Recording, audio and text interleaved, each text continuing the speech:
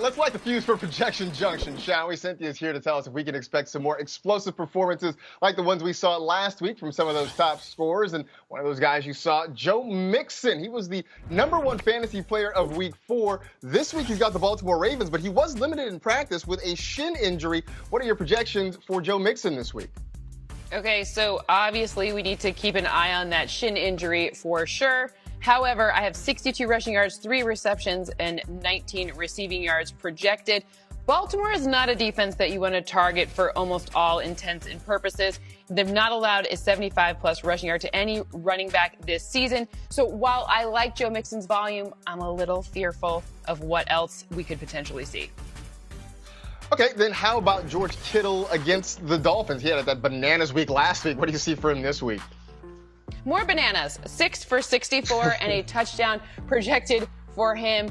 This is their best pass-catching option. They're likely to get Jimmy Garoppolo back. Obviously, keep an eye on everything going on in San Francisco. But this is a great defense to target for that situation. And, of course, George Kittle's going to want to get those numbers up because I think he's looking right at Travis Kelce, so he knows what's going on, and he's going to be a big part of this pass-catching game.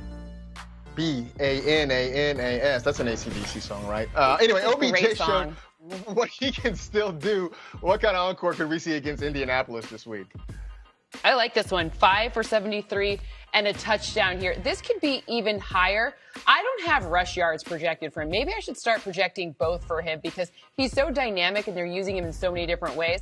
I think one of the keys, this is going to sound stupid, but one of the keys to the Browns is for them to have fun. You saw a lot of different tricks with him and Jarvis Landry. So for me, Odell Beckham could have an even better day than this. This is just a median projection, remember. There is a nice upside available. DJ Chark do at Houston do what do you do have for him?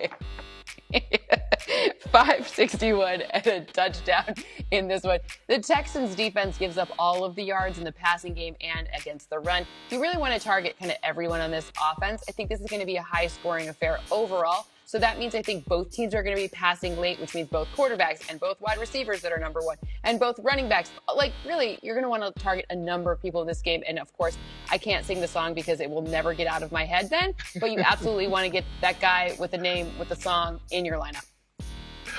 We've been talking about the passing games in this Vikings-Seahawks game. But what about the running games? Can we let Dalvin cook this week?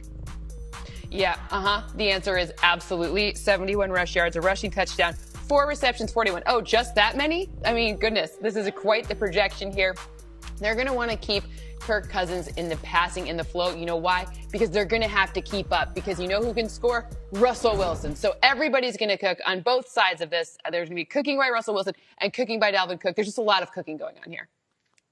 Just getting all spicy in this Seahawks-Vikings game. Looking forward to it. Should be a whole lot of fun.